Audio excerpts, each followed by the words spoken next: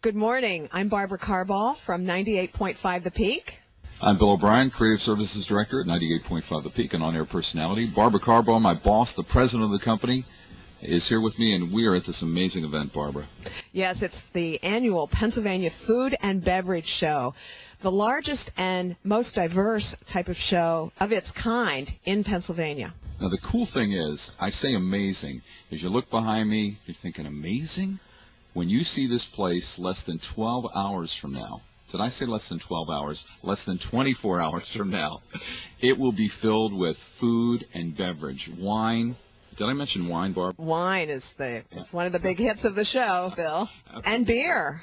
There's beer here? There is beer here as well. How many vendors are actually here this year? There are over 175 booths here. And not only can you taste and sample, but you can buy things. You can buy restaurant gift certificates. You can buy samples of the food that you try, and also gifts. Yeah, and the neat thing is you can try the wine, decide on your purchase, and they will hold it for you if you still have other shopping to do in the show. You don't have to carry your purchases with you. They take them to the front desk, and on your way out, you pick them up. So we've got all these vendors. We also have the holiday gift area where, in addition to wines, cheeses, and other vendors, in addition to the chefs that will be doing displays and letting you sample their things that they are creating, they're making, Chef Howard Helmer, Chef Maria Liberati, a former supermodel turned domestic diva. We've got the holiday gift area. Yeah.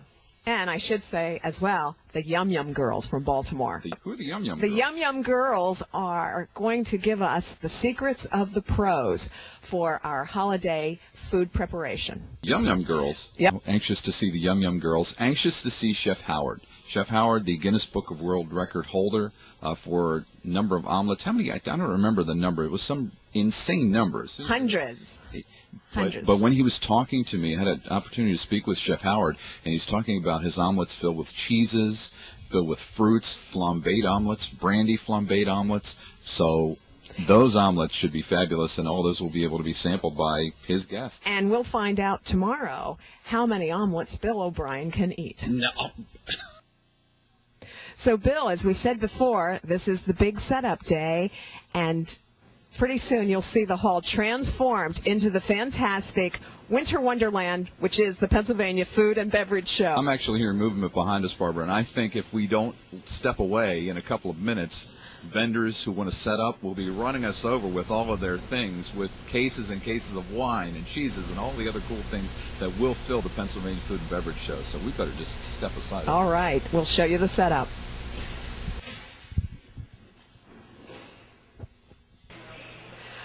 We are having an amazing time here at the Pennsylvania Food and Beverage Show. It's in full swing now, and there's just so much to see, Bill. I'm amazed. Less than 24 hours ago, we were standing pretty close to where we're standing right now, and it was quiet. There was nobody in the venue. Now, we look around, and we are surrounded by hundreds and hundreds of people and some amazing foods and wines and beverages. In fact, there's so much to see, Bill. I think we should just go our separate directions so we can show you what's here. You know, I looked at this, Barb, and I couldn't for the life of me. I just... Wait a minute. I think I know where I'd like to go. Where's that? I'm going to go check out the wines. Okay. Well, I'll see you later. We're here in the wine and beer garden with some friends from the School of Culinary Arts. Walt, what are you drinking there? Bud Light. Are you off duty, I hope? Yes, I'm off duty right now, yes. All right. And, John, what is your favorite part of the show so far? I'd say the beer. Oh, okay. The beer is the favorite part. Well, I'm here tasting some olive oil. What are you tasting? The balsamic vinegar. It is excellent. All right. Now, come to think of it, I haven't seen Bill for a while. I wonder where he went. I better go look for him. Excuse me.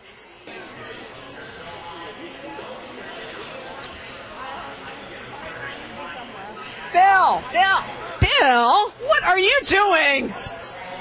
Barb, I couldn't help it. Look at everything here. I had some delicious wines. And now you're topping it off with some delicious desserts at Weiss Markets, huh? Well, this is you.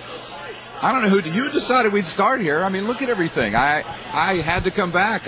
By the time I did one lap around and visited, especially after the wines and some of the beverages, you have to have something to wash the wine down with. Well, I don't blame you. It looks pretty inviting. Let me see what we have here.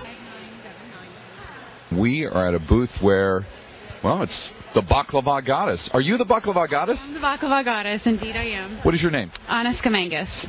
Where did the name, the Baklava Goddess, obviously you're a very attractive woman, but where did the Baklava Goddess come from? Actually, it kind of came out of a funny conversation I was having with my friend, and I used to make baklava before I had the business. And he said, "Oh, you're just the goddess of baklava." And I was like, that would be a good business name if I ever decided to do this. That almost sounds like a country, the goddess of baklava. Now, tell me about baklava. I've had some of this. It's absolutely amazing, and it's not something I would even consider trying to make at home. Well, it is a difficult process. It's very time-consuming, so just let us do the hard work. But baklava is a Greek pastry, and it dates back to the time of Alexander the Great, actually. It's a very old concept in terms of food and pastry. So we just make a really good product with organic phyllo dough, organic Vietnamese cinnamon, real butter, walnuts, just yummy goodness. I know it's absolutely delicious. Now, how do you come up with all your ideas for the different types of baklava? That was my own baby. I had never seen fruit or chocolate baklava before, and then I thought, I like to get creative in the kitchen, and those just ideas that I came up with. Well, and the cool thing about baklava is nobody worries about fat content, sugar content, fat-free, sugar-free. At least I don't think so. No, this is all diet food. This has been a great day, Bill. The Pennsylvania Food and Beverage Show it's an absolutely amazing event, Barb, and we've had so much fun. To those who have been with us at the show this year, and to those who couldn't make it this year, we hope so much to have you join us next year. And to those here, to those with us next year, a toast. Salud. Oh, that's excellent. That's the way to finish an event.